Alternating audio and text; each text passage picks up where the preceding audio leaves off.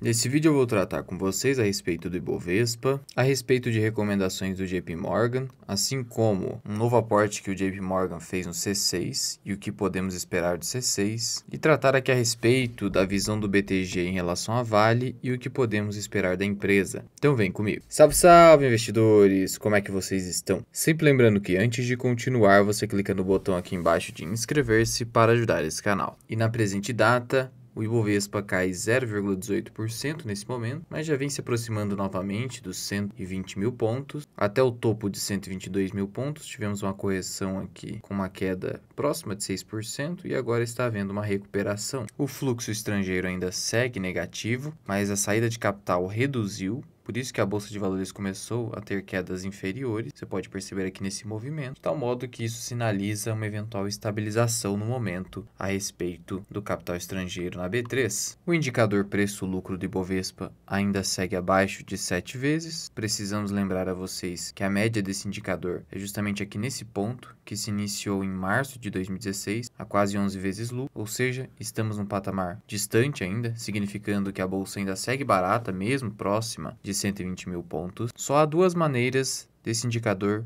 preço-lucro do Ibovespa aumentar. Ou o L, que é o lucro das empresas, acaba caindo fortemente. Então, se tivermos uma piora na nossa economia, com redução drástica nos lucros das empresas, esse PL acaba disparando. Então, a bolsa fica cara mesmo sem subir. Então, isso pode acontecer. Agora, em havendo manutenção dos lucros ou até melhora e o preço não acompanha, isso deixa a bolsa ainda mais barata. Ou então, mantém-se o lucro e o preço acaba disparando, de tal modo que chegaríamos então nos 10, 11 vezes lucro, que é onde você começa a ter mais cautela nos aportes em bolsa de valores. É claro que praticamente em qualquer momento do Ibovespa você terá alguma ação ou outra para comprar, mas existem momentos, como no ano de 2019, que era preferível você reduzir drasticamente os aportes em ações, porque ali estava um grande oba-oba, e é no otimismo que você fica cauteloso. De qualquer forma, o momento é interessante para aportes, continuamos baratos, sendo que o ciclo de expansão monetária com cortes sucessivos nos juros tende a se intensificar com a troca do comando do Banco Central, o que acontecerá a partir de 2025. Razão pela qual o momento de aproveitar bolsa barata é agora e também ir se protegendo um pouco com o IPCA, porque teremos inflação sim com esse ciclo, principalmente a partir de 2025. Nesse momento, o EWZ cai 0,44%, mas ações como Vale, Petrobras e Eletrobras seguem aqui com uma pequena alta, ou seja, o Ibovespa e as ações brasileiras seguem estáveis na presente data. E antes de prosseguir com os demais assuntos desse vídeo, achei interessante trazer para vocês aqui essa notícia. Deputados estaduais do estado de São Paulo aprovaram um projeto de lei que obriga bares e restaurantes a servir água filtrada de graça. E obviamente que a Associação dos Bares e Restaurantes é totalmente contrária a essa nova norma, que ainda segue para a sanção do governador. Segundo eles, essa é uma medida inconstitucional porque coloca muita interferência nas empresas, fere o princípio da razoabilidade e da livre iniciativa. O empresário tem direito de administrar o negócio dele e é injusta porque quer que a gente forneça gratuitamente algo que eles nos vendem. Não tem o mínimo de sentido. E concordo plenamente com essa manifestação. Isso só denota que os nossos políticos são inúteis e que por conta da sua inutilidade, eles precisam ficar demonstrando o trabalho. E aí acabam criando essas leis inúteis que na verdade só encarecem o consumo no país. Porque afinal de contas, essa obrigação vai se refletir em maiores preços nos bares e restaurantes. É isso que o político não consegue entender. Que no final das contas, o consumidor é que paga por mais burocracia. A verdade é que o trabalho de um deputado deveria ser simplesmente simplificar as coisas, reduzir leis, revogar o máximo de leis possível. Mas eles querem demonstrar trabalho porque, afinal de contas, é assim que eles conseguem enganar os seus eleitores. Prosseguindo aqui, o maior fundo de Bitcoin do mundo, ele decolou por conta de conseguir ali uma decisão judicial favorável. Estamos falando aqui da gestora Grayscale, que tem o fundo ali Grayscale Bitcoin Trust, tem mais de 17 bilhões de dólares sob gestão. Uma decisão judicial dos Estados Unidos abriu o caminho para a conversão desse fundo em ETF, que é algo que vem buscando as grandes gestoras do mundo, a fim de trazer o Bitcoin para um status de ativo reconhecido mundialmente, aderido pelos grandes fundos e pelos investidores. E é interessante notar que, mesmo com várias críticas, inclusive de pessoas aqui no canal, dizendo que o Bitcoin é só mais uma porcaria do mercado, grandes fundos não param de buscar aprovações junto à SEC para criar ETFs desse ativo. E mesmo que assim não fosse, essas pessoas não conseguem entender os fundamentos do Bitcoin. Por outro lado, as pessoas acham que estou falando que é para a pessoa simplesmente dar win em Bitcoin, quando na verdade eu repito sempre, 1% da carteira em Bitcoin é uma reserva de valor. Você não tem grandes volumes, assim como o ouro, você não vai ter grandes volumes de ouro na sua carteira. Serve mais para momentos de crise e instabilidade. Quando teve a quebradeira dos bancos nos Estados Unidos, o Bitcoin disparou. Quando o Estado restringe completamente a sua liberdade, o Bitcoin dispara e acaba sendo de grande utilidade para as pessoas. Quando a Rússia estava limitando os saques diários para os russos e até mesmo os estrangeiros, pessoas que tinham Bitcoin continuaram pagando as suas contas. O Ryan Santos falou isso nas suas redes, mostrando que quando ele estava na Rússia, se não fosse a reserva que ele tinha em Bitcoin, ele não conseguia pagar as próprias contas. É para isso que serve. Entenda a utilidade desta criptomoeda. E eu não sou entusiasta de altcoins, somente do Bitcoin. É importante deixar isso claro. E onde eu compro Bitcoin? Aqui dentro da Quantifiry, que é a parceira do canal Mirai Investing. Aqui dentro da minha conta, você pode simplesmente fazer depósitos em reais via Pix. Você consegue fazer Pix aqui com facilidade. Depois que os reais entram na sua conta, basta que simplesmente você faça a conversão em Bitcoin. Tenho aqui um pouquinho de dólares, farei uma pequena conversão de 20 dólares. E aqui eu seleciono o ativo que eu irei transformar, então o Bitcoin, e faço a conversão, confirmado. E agora eu volto para a minha conta Spot e aqui estão os meus Bitcoins, em que você pode fazer essa conversão e depois fazer a extração, clicando aqui em retirada, inserindo a quantidade e colocando o endereço da sua autocustódia. Lembrando que a Quantifiry é taxa completamente zero, sendo que aqui no histórico de trading você consegue ver o quanto você já economizou com taxas e comissões. Para abrir conta na Quantifiry, deixe o link aqui na descrição e no primeiro comentário fixado com o código MIRAI para que você receba a recompensa. E vou estar deixando aqui no card também um tutorial onde eu mostro o passo a passo para você abrir conta nessa corretora global. Continuando aqui, o JP Morgan elevou o CEMIG, que é uma elétrica que acabou ficando barata, até fora do radar, Camil e rebaixou a Lupar, mantendo o Marco Polo como top pick. É interessante a gente verificar como esses bancos gigantescos conseguem manipular cotações no curto prazo. Por conta dessa recomendação, CEMIG está subindo 2,58% num dia em que o Bovespa fica oscilando entre quedas e altas. A Lupar, por sua vez, cai quase 1,5%, só denotando essa força dos grandes bancos de investimento para manipular os preços no curto prazo. Afinal de contas, no longo prazo não vale nada essas recomendações, porque no longo prazo a cotação segue o lucro. Camil segue subindo, no caso, quase 7% diante dessa manipulação de preços. Ainda assim, no ano, a Camil cai quase 10%, mas tratando aqui especificadamente da Lupar, será que ela realmente está cara, como está dizendo o JP Morgan? Segundo o JP Morgan, mesmo que a companhia ganhe blocos nos próximos leilões de transmissão, o banco não acredita que a criação de valor seria significativa o suficiente para transformar o case. E ainda destaca que a Lupar fornece uma TIR implícita mais alta do que os pares como Transição Paulista e Taesa, ou seja, reconhece a capacidade da Lupar ter ali uma rentabilidade mais alta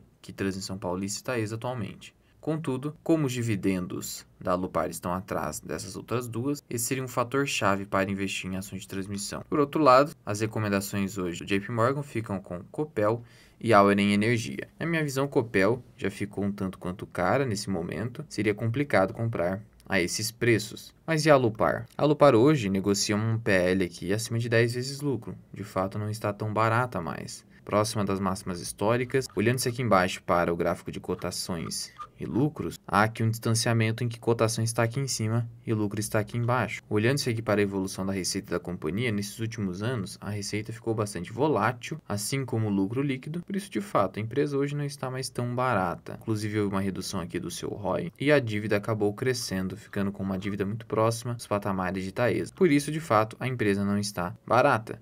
Mas veja que essa evolução, a companhia vem numa crescente, isso não mudou. Receitas tendem a continuar subindo. É uma empresa cujos dividendos vêm crescendo ano após ano, valorizando cada vez mais o acionista. E dentro do setor de transmissão, é uma das que mais podem continuar crescendo. Por isso, no momento, não farei nenhum movimento, óbvio que não irei vender. Aqui dentro da minha carteira, a Lupar tem aqui uma representatividade relevante, mais de 2%. Estou com preço médio ali de R$ 26,85. Em havendo alguma correção, diante dessa recomendação do JP Morgan, ele fará um favor para mim para aumentar posição. E falando do JP Morgan, ele capitalizou o C6 Bank em um momento crítico para o banco. O mercado não esperava essa capitalização. Olhando-se aqui para os prejuízos do C6, eles continuam crescentes, portanto é um banco bastante arriscado, já falei isso em outro vídeo. A basileia do banco vem se tornando cada vez menor, vem sendo consumida pelos sucessivos prejuízos. O JP Morgan, ele havia no passado comprado 40% do C6 e agora aumentou sua participação para 46%. Sendo que uma fonte a par desse assunto envolvendo o C6 JP Morgan disse ao Brasil Journal que o JP Morgan tinha uma opção de compra para chegar ao controle do C6.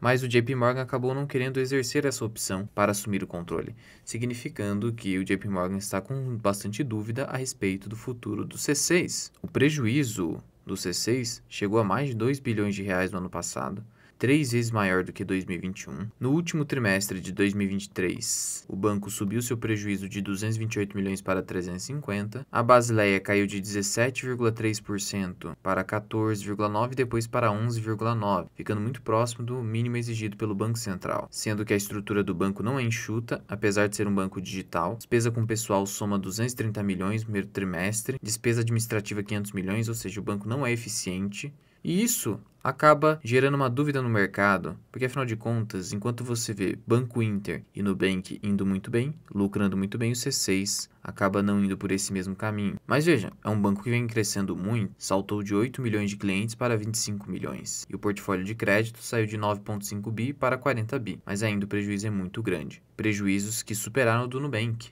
Então é isso que preocupa o mercado. Por isso, eu teria cautela com os CDBs do C6, na inserção de muito dinheiro no C6, é importante ter essa cautela, porque os prejuízos precisam ser estancados para gerar confiança no mercado. Por enquanto, com essa nova injeção de liquidez pelo JP Morgan, até que dá um respiro para o banco. É bom ir acompanhando. Continuando aqui, em relação à China e à Vale, o BTG vê um pessimismo exagerado do mercado nesse sentido e reitera a recomendação de compra na Vale. Não apenas o BTG, assim como Bradesco BBI, e os preços-alvos ficam acima de R$ 90.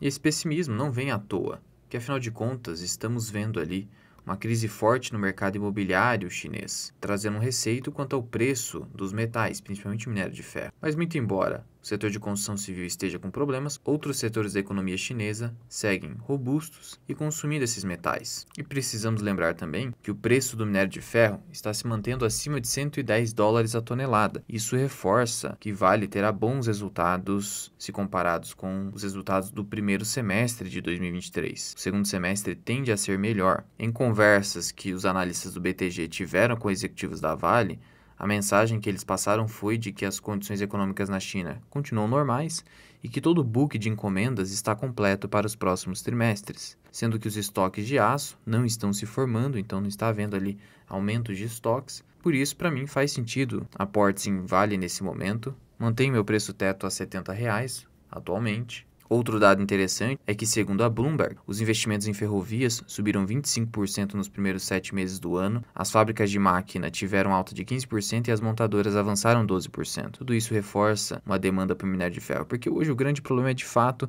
essa alta dependência da China. Até por isso que você precisa colocar um preço-teto mais conservador em Vale. Não seguir esses preços-alvos de corretoras e bancos que são muito otimistas. É preciso ter muita cautela justamente por essa alta dependência da China. E por fim, de acordo com a compilação feita pela Refinitiv, 19 casas de análise cobrem a Vale, apenas uma tem recomendação de venda, 6 para manter e 12 recomendações de compra, com preço-alvo médio de R$ 93,57. E é sempre importante lembrar aqui que quando o Vale está a R$ 120, todas as casas de análise recomendam compra de Vale. E nesses momentos de forte queda nas ações, mesmo com o management recomprando muitas ações de Vale, fica esse pessimismo rondando exageradamente a empresa. A empresa não reportou prejuízo, não teve fluxo de caixa negativo no último trimestre. Empresa que dá lucro e tem forte queda, eu acabo comprando. É assim que eu ajo no meu portfólio. Sendo que a margem líquida de Vale ainda segue interessante, ela ainda segue com alto ROI e ROIC, e a sua dívida não está descontrolada. Importante ressaltar também que nos últimos anos a receita de Vale tem crescido. Houve essa queda aqui por conta da queda do preço do minério de ferro, mas nos últimos anos vem numa crescente e os lucros têm se mantido mais constantes, com exceção aqui de 2015 e também aqui de 2019. Eu, como já acumulei uma participação muito relevante em Vale, 1.800 ações, eu tenho feito lançamento coberto de puts a strikes de R$ 59. porque se o preço chegar ali, vai ser muito interessante comprar ações de Vale, senão simplesmente vou embolsando esse prêmio. É isso que eu tenho feito hoje com as ações de Vale. E se você quiser aprender mais sobre investimentos, considere se tornar membro do canal associado do Mirai. Você clica em Seja Membro, adiciona o nível 2 e tem acesso a aulas exclusivas. Além de ter a chance de ter a sua carteira analisada por mim, em vídeo no quadro Analisando Carteiras. Mas já vai deixando aqui nos comentários o que você tem feito atualmente em relação às ações de Vale. Entende que as ações estão caras ainda, que valeria a pena aguardar mais quedas? Qual a sua visão a respeito da empresa hoje? Muito obrigado por ter ficado comigo até aqui. Eu sou o Luan, esse que é o canal Mirai Investing. Até o próximo vídeo. Fui!